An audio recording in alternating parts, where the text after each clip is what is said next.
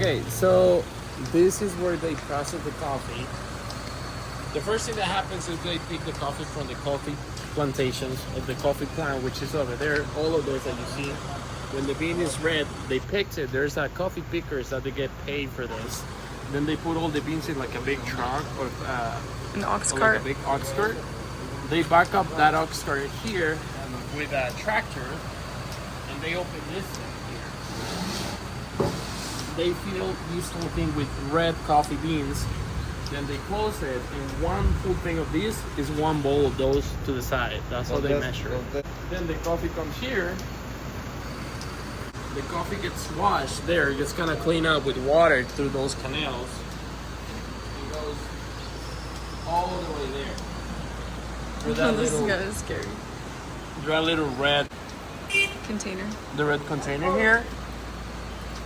And then you get pushed all the way up through this tube that is going up here. Oh, you know the whole process. Yeah, so you're gonna have to come up, so watch out. Scary. Okay, so coffee gets pushed all the way up with this tube right here, which is coming from the after being cleaned.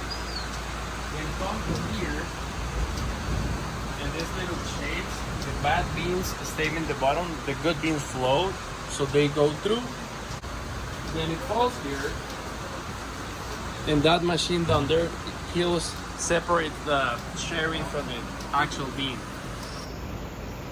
and clean it. So you see that brush-looking thing? Mm-hmm. That separates and helps clean more the coffee and just leave the cherry. So when that happens, when the coffee is not a cherry anymore, but it's just a seed and it's clean, it's go through these two tubes to the red thing over there. And those patios over there, they're closed. They're kind of like a nursery or greenhouse looking thing where they have the, that's where they do the drying of the coffee with the sunlight. There's also a machine over there where they do the dry process of it. And also then comes the roasting and then of course the grinding of it. But that's in a nutshell how it works. In a coffee shell. That's how it works. A coffee bean. Yes. Yay, We're thank gonna you do for the- explaining. You're very welcome. It'll be $5. We saw the wet process over there. When that's done, there's some part of the coffee that gets dry with the sun outside in the patios that we're gonna see in a little bit. Another part of it gets dry in that little circle looking machine. The beans come from that blue looking thing over there.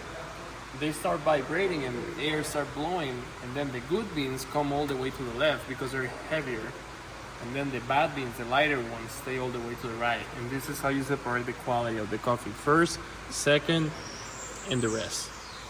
And then of course these has a price, these has a price, and these has a price, so you don't pay the same for that. Some coffee has like this little hole, so like maybe keeps the a piece of the cherry in it.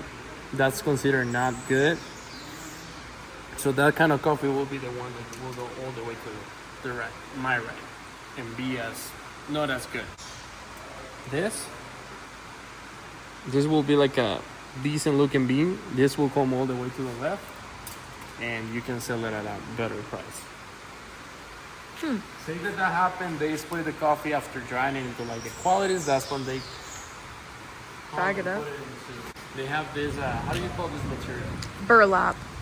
Okay, so when that happens, usually they will like put it on one of these. They put it in the plastic bag, so it keeps. Sometimes you might not sell the coffee right away, so you gotta keep it for like a couple months. And this keeps the humidity and the quality of the coffee great. And there's like different species or like varieties of coffee. So like this one, Geisha. This is a really expensive one. And this is how the coffee looks after being dry.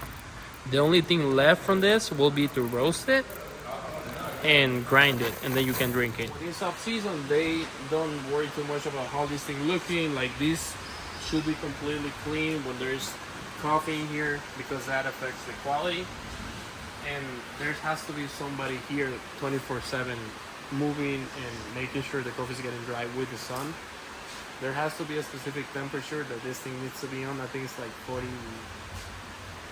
42 Celsius, I want to say. That's like, it's around 100 and something Fahrenheit. So this is the red looking thing that we were looking at from the very top of the building over there. Mm-hmm. Wet coffee comes here over, like any extra water that is not needed gets dry over there. They take in like a little car, they throw it in here, and they just spread it with those things over there. Everything you see there is coffee. All the dust, part of the coffee farms. You can kind of tell how the plant looks like. So the first thing that happens when the off season comes, coffee is a flower, like this. You just smell it. Mm-hmm. Smell like vanilla kind of thing, and then you can kind of taste the honey. It has like, you see that? It has honey. It's sweet. After that, that flower turns into this little things right here. From that, the next thing that happened is the coffee turning into the actual bean. Can you zoom in on those? Yeah. So now those are green beans. At some point they will turn red, and that's when you know the coffee is good to be picked. And when is coffee season? When does that happen? Pa, ¿cuándo es la temporada de café? November to February. In March. Okay. A little bit. So it just finished a couple months ago. The next thing that comes is the tasting. So you cannot tell how good or bad the coffee is. And that's what they're doing on that building. Or that's what they're building to start doing here. Oh. Because usually that's something that you outsource and you paid somebody to do, but now they're gonna start doing it like kind of like in in-house. Oh, that's cool. So we saw the dry version of the coffee bean. Mm-hmm. What they did is that they took the fruit or the cherry and they separate the peel and the bean. With the bean, they roast it and made the coffee. With the peel, they sell it and they make tea out of it. Or the other option that they have is use it as a fertilizer for the coffee plants, for any other plant really. But that's the use that they give it. So there's no waste. You use everything. Nice. Nice. Nice. Very nice. Very nice. Very nice, very interesting. So this is the peel of the coffee. But this peel, it's a dry peel. There's also the peel that is wet. That is Yeah, dry. but can you do anything with it or no? Or this is With the the other fertilizer? one, you use the fertilizer. Oh, With okay. this one, you use it as a substitute of wood. Oh, oven. okay. So it's Because kind of like wood chippings. Right. So like the cylinder that dries the coffee Mm-hmm. and keeps it moving needs to be hot. Needs to be like extremely hot. This is what they use to heat up the oven. Okay. So this is where the buyers will come to taste the coffee before they think about buying it. Right. So like H-E-B or Walmart, like they could come here or no? They don't really Or look smaller. for specialty coffee. It's more like a specialty coffee roasters. Okay. So like a lot of the clients that they have are from like Taiwan and like Asia, and a lot of people from the UK. So they got rid of a bunch of coffee plants and they built a soccer field.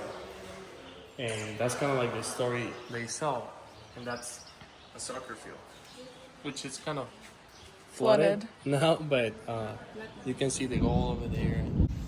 It's a little flooded, but it looks really nice. It's really good feel, and many times you can tell what kind of coffee you're looking at just by the shape of the leaf. So like these more like skinny and long leaf. It's expensive one, and it's called geisha. And the reason it's closed near this whole thing is because it's a good type of coffee to show the people around. There's a lot of demand for that.